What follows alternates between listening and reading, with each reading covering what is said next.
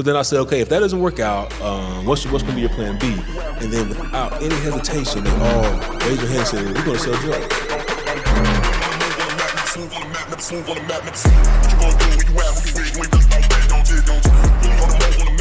The first African-American mayor, I think, in the entire state, right? Yeah, first African-American Republican mayor in Indiana history. Wow, that's amazing. So that's awesome. And then you're pretty young. How old are you? I'm 32 now. 32, man, that's crazy. Yeah. And so doing great things in Marion. I mean, I love your leadership style. I love what you're bringing, just the vision that you have. You know, you've got a ministry background. Yep. You've done a lot with serving in the local community. And I think one of the things that I've seen in you, Mayor, is just, you know, Scripture says where there is no vision, the people perish. And you've done the opposite. You've brought a vision, I think, that's back into the city of Marion, up in Grant County there, and it's been fun to see. 100%. Well, I really appreciate all of it, man. And it's been a journey. And I think that as I found out that if you set a clear vision, it's easier for people to jump on board. Mm-hmm. So if we get in there and be very transparent, say this is what we want to do, this is why. And I haven't ran into really much opposition because we have a lot of clearly communicated visions. Now, I've learned in these roles, no matter what you do, somebody's going to be mad all the time. Yeah, right. Oh, man, I get it. You have to do the best that we can to be able to communicate a clear vision, and then people jump on board after that. That's great. So how did you get into where you're at today? Okay, so you're mayor at 32 years old. Let's give our audience a little bit of a background on your story. Like, how did the Lord move you from point A to point B? Oh man, it definitely was Him. Because I never would have dreamed that I was going to be in politics at all, especially mayor. So, born and raised in Marion, Indiana. I also went to Indiana Western, so I was Marion through and through. So it's a great school, by the way. Oh yeah, I love it. I love it, man. I mean, it's one of the crown jewels for our city. So. After graduating in Indiana Western, I actually went into ministry at a church. I was a worship pastor. Dude. Yeah, man. Brothers from another mother, man. What can I say, man? Yeah. So I actually studied percussion at Indiana Western. So music was my thing, and I thought I was going to do music for the rest of my life. That was my goal and my vision. So I actually, after graduating in Indiana Western, I went to go get a master's in jazz studies. Okay. And so I had a full ride scholarship on that to NIU up in Northern Illinois. And then about 6 months into that, I believe God called me right back into ministry, full-time ministry. So I went from studying out of school, dropped out, and came back to Marion, became a full-time worship pastor at a church. And then from then, I was been in a journey of servitude, right? So I did church for a few years, and then I did Youth for Christ for a few years, and then I did the Boys and Girls Club as an executive director for a few years, and then here I am as being the mayor. That's awesome, man. Yeah. You know, one thing in my journey is very similar, right? I've worked in Young Life, as a volunteer. I was, in youth ministry as well, and then, music ministry. And I felt like the Lord really kind of prepared me for this role by taking, the sheep on the shepherd's pasture, right? Yeah. Like He prepared David for the palace on the shepherd's pasture hill, right? Yep. And I think it's similar when you deal with some of the most, vulnerable people there are in society, children, right? Youth. Yeah. They're wayward. It's herding cats, literally like herding cats, and yet you develop a love and a passion for them. And I mean, if you can steward that well, then you'll be able to steward an entire city. 100%. Well, yeah. And the youth were actually my motivation in wanting to run for office anyway. So when I was at the Boys and Girls Club, so I started there. We were down to about 7 or so kids at the time. And then by the time I left, we were at over 100 kids and about a $500,000 budget. So in 2 years, we did a tremendous growth. But when I first started, I had a small group, and I asked them, what do you want to be when you grew up? And they all said they wanted to go to the NBA. So now, being from Indiana, we are like thoroughbred basketball players. So that's everybody's like dream. So then I said, okay, if that doesn't work out, what's going to be your plan B? And then without any hesitation, they all raised their hand and said, well, we're going to sell drugs. So in their mind, their only two options for success was they're either going to go professional in sports, and not even any of the other considerations, just basketball. So professional basketball players, if that didn't work out, they were going to go right to the streets and selling drugs. So I'm like, okay, what can I do to be able to show this generation, the next generation, and previous generations that you can be anything you want to be in Marion, Indiana, and be successful and not have to resort to going out into the street. So there was a calling and a mission for me in going for this office beyond than just just winning the seat. Yeah, that's amazing. Well, and I mean, you were compelled to run for politics out of a true passion and love for the people. Yeah, right? And I think that's what makes good political leaders. Yeah, and I just from what you said earlier, you never espoused to be in politics. It Oh, wasn't like this was your dream job, you know. No, not at all, man. I love that because normally the people that, you know, have always dreamt of being in politics, you probably don't want them in politics, right? No, those who have never really wanted to go into politics, those are probably the leaders that you probably need in the political world. And it keeps you grounded, right? Yeah. Especially, I mean, as you know, this job and serving is incredible, but it's also crazy at the same time. I shared with everyone now that, you know, the best part about this job are the people, because I love people genuinely. And the worst part about this job are the people too, right? So I've said that about ministry for many years. Where so that's like, you know, ministry would be perfect if you didn't have to deal with people, right? It's the same thing in this, man. Be so perfect, but it's the same concept. So what keeps me grounded is being able to go back to that and say, finding my original why.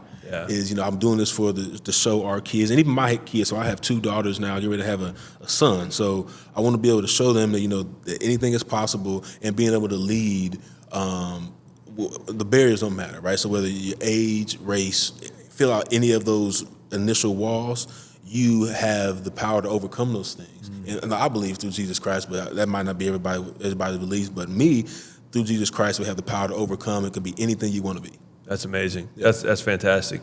So transitioning now into sort of Marion and the vision for Marion. What's your 5 and 10 year vision, you know, for the city of Marion? Yes, I'll do a little bit of both. Let's give some history, right? So, you know, Marion was a big industrial boom town, right? So we had all the major factories, and those started to close around 1999 to 2000. So we lost a lot of that major industry. So for the last 25 years, we've been kind of hovering, trying to find what our new identity is going to be.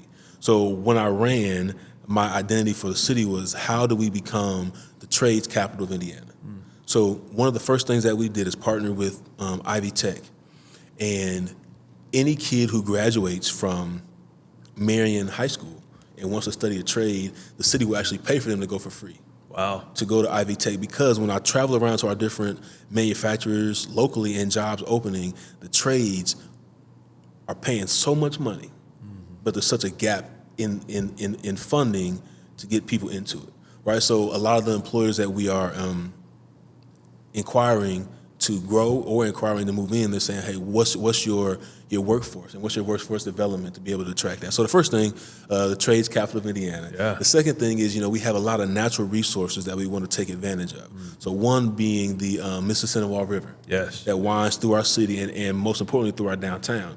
So we partnered with the state, and we were allowed to create a riverfront district, and we're working on continuing to develop that. So since its inception, which I believe got it established June of last year, we did over $100 million of new investment just in that riverfront district. And this is a combination of relocation of headquarters for our businesses in the city to housing and retail development, all in our downtown region, which is in this riverfront district. So we're working heavily on trades capital of Indiana, the development of riverfront district and quality of life, and also we're privileged to have 13 parks in our city, and totaling over about 200 acres worth of parks. So we've been constantly investing in those because we want to make Marion a place that people want to live. And then I believe when we get the people there, all the other jobs and everything else will follow. That's amazing. What are some of the challenges? Obviously, you know, money's kind of the big one, right? You know, getting grant money. I know being a part of OCRA and overseeing the Office of Community Rural Affairs, like I get to do, it's been a blessing.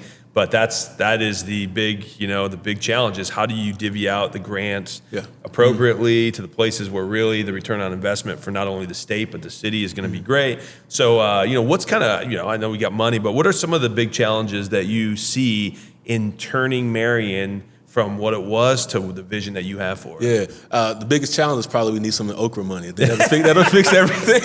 So my director, Fred Glenn, I mandate him. He has to watch all of these episodes. So he'll watch this one. And so right Fred, there. if you're watching, make sure, you know, Ronald here, you know, could use Okra money. Use some money. But no, seriously, I think it's what we're dealing with. The biggest hurdle is the mindset, right? So when you live in a community that's been kind of downtrodden and beat up over and over and over again. When you try to do something nice, it's not accepted. So I'll give you an example. We were able to win a grant through Next Level Trails to be able to install about a mile or so of new trails for the city. So bike trails, et cetera, all through grants. And we partnered with Indiana Westland, who also helped us with that grant. So the city's actual cash investment to this was minimal, right? So so then the people are excited and saying, hey, we want new sidewalks and new trails, and then the construction starts. Then it's like, oh, why would you do that? Our city's not nice enough to have trails. Who do you think we are? Like insert certain Hamilton County cities, we're right? Terrible. We're awful. So when you try to raise the standard of what people say that they want, then it's met with kind of this opposition, because it's like, oh, we're just Marion. We don't deserve nice things. So one of the things that I've kind of shifted my motto to when I go out and speak specifically to our people is, Marion deserves nice things. Yeah. So when you see new housing, new roads, new sidewalks, new trails, new quality of life investments, new businesses coming into town, it becomes a challenge for our residents to change the mindset and accept it. And I mean, when you get it, because like we're a city that's been through some trauma, right? Because like I said, in those the late 1900s and early 2000s was when so many of those Don't jobs. say it like that. That makes me feel really old. In the late 1900s, man.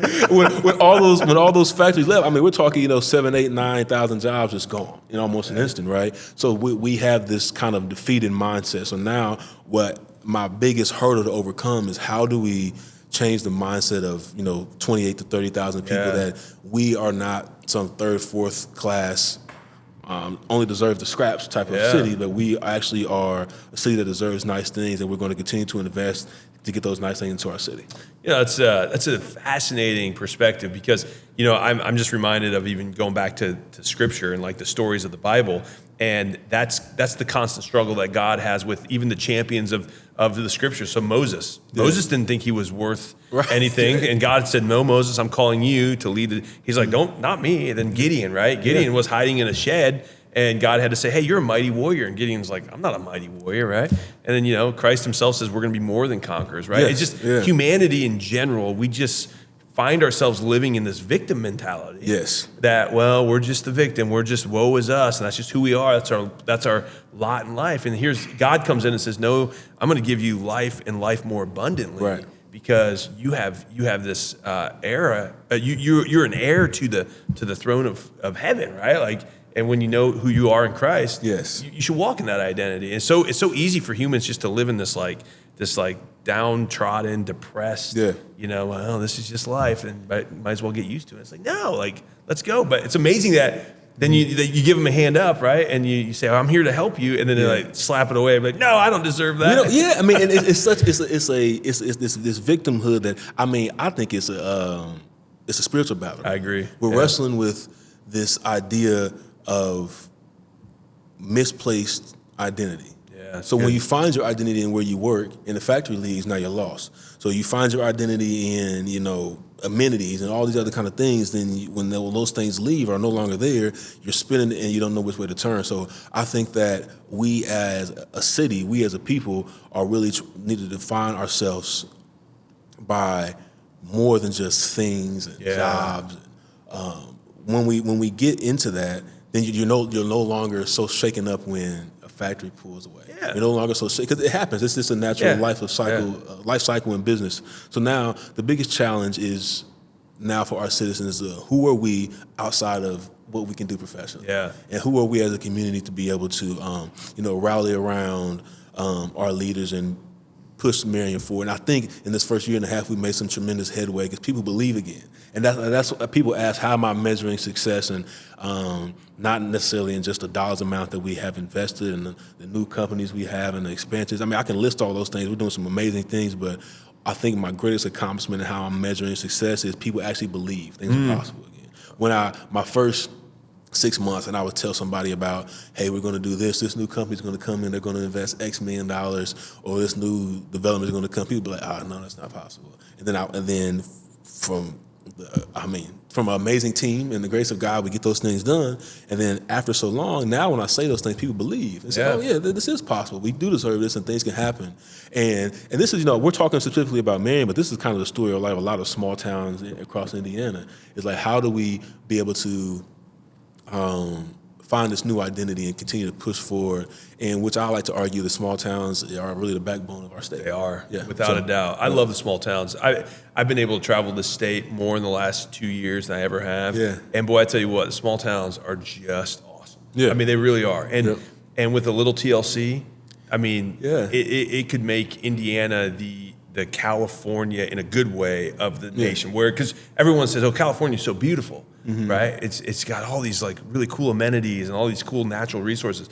Well, you know what? Indiana's got a lot of that too. We do. And if we could hone it in, and with good leadership, unlike California, we could really become the place that business and families and they want to come to this state, and I think it's moving in that direction, which is so cool. Now, let me kind of go down a different path here. So I love competition. Competition's great, right? And as mayors, I feel like you guys are all fighting for that thing. Yeah. You're trying to one up each other. And I have a good friend right next door to you, Mayor Bill Rock from Gas City.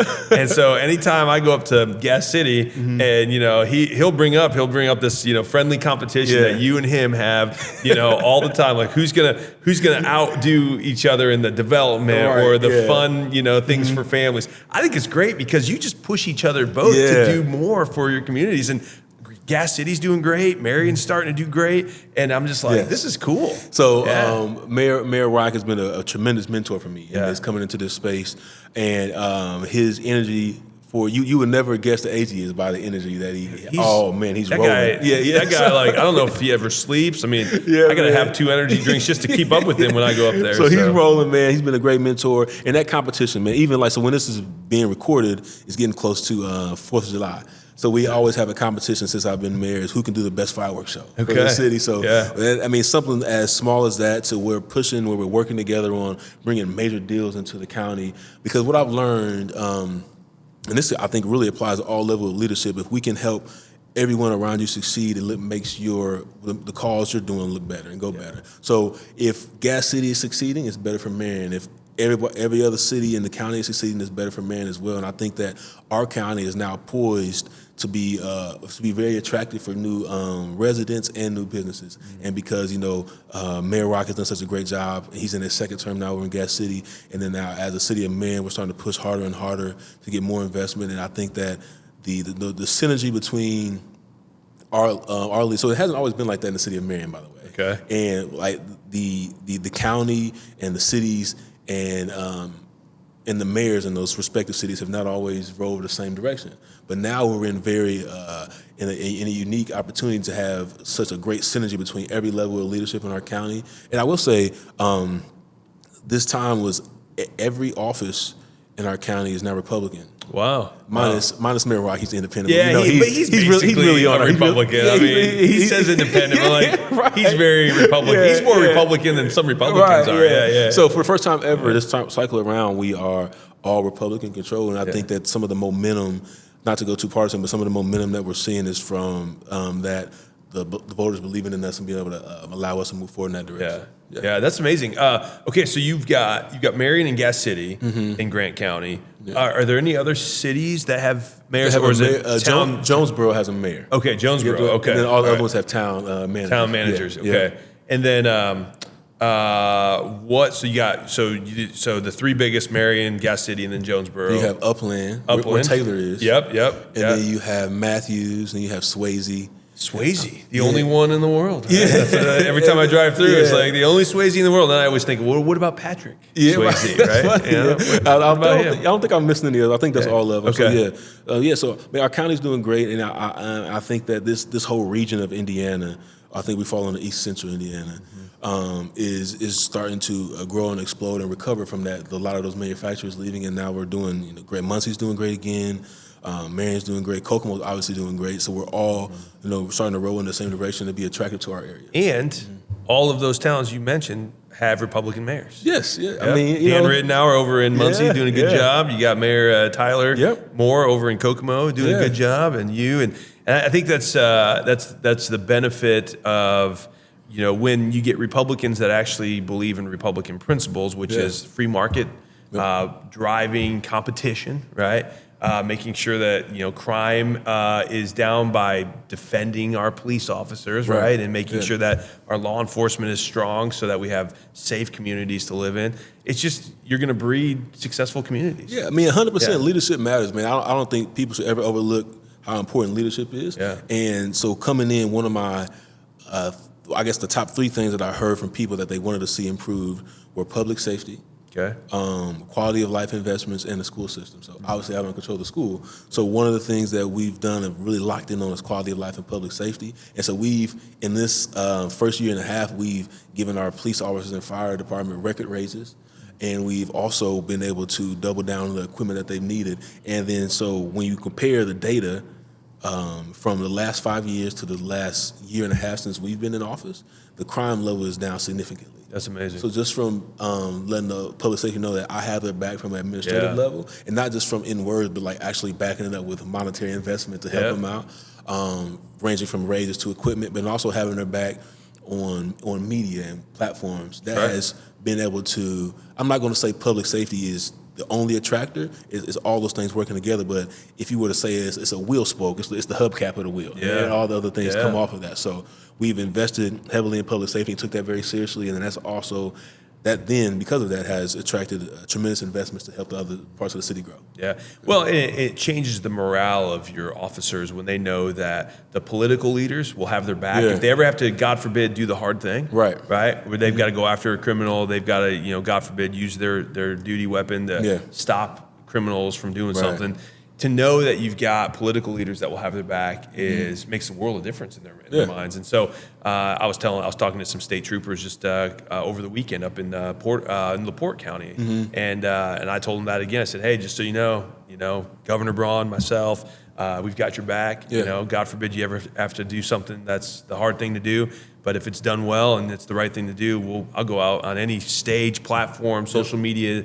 I will defend you, until the cows come home. So, I mean, I've learned that with most of the employees at City Hall. I mean, so we have another area that gets kind of criticized a lot, which is code enforcement. So those are the people that are going out and saying your grass is too high or that really need to be torn down. So it's not a likable job. That's what I'm saying. That's right. Yeah, I get it. They're the hall monitor, right? Right. But it's essential for our city, right? So Marion has been plagued with a blight problem for the last few years, right? So what we've been doing is investing. I think we're over $2 million now have invested of tearing down old structures and homes, high grade, all those kind of things that are detractors from new investment and detractors from property values being worth more. Yeah. So like this is a really good example. We had a lady who's owned this house for 30 years, and the next 3 houses to her are all blighted, like burned down, need to be torn down.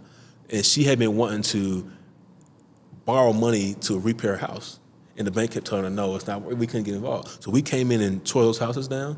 And a year later, she's now able to get a loan from the bank to be able to remodel her own house. So it makes people's properties that they own worth more when we start taking care of some of the blight elimination around. That's fantastic. You're also doing something with solar on blighted land, aren't you? Isn't that?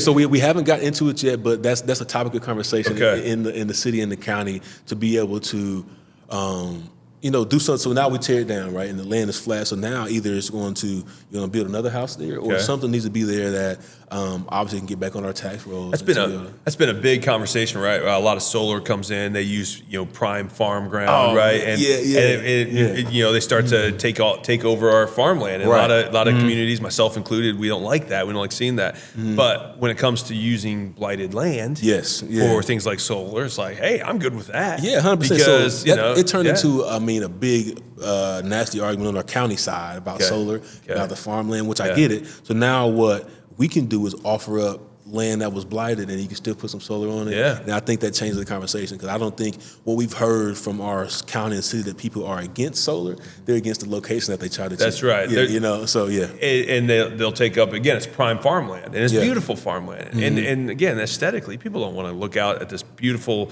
these amber waves of grain that once were there, and now they see these ginormous solar farms there, right? I guess nobody wants that. And so, but yes, if you can take land that's already blighted and say, you know what, we're going to repurpose it for solar. I don't think too many people have issues with that. So when I send the code enforcement people out to address these things, you gotta let them know I have their back from a mayor's desk, because I'm sending them out there to do what's hard. Like, nobody wants to tell you that you're going to have to cut your 7-foot grass down, or we're gonna have to write you a lien against your property. Right? It's not fun, but without that being done, it devalues the rest of the city. So we're working really hard to be able to clean up our city as a whole. That's amazing.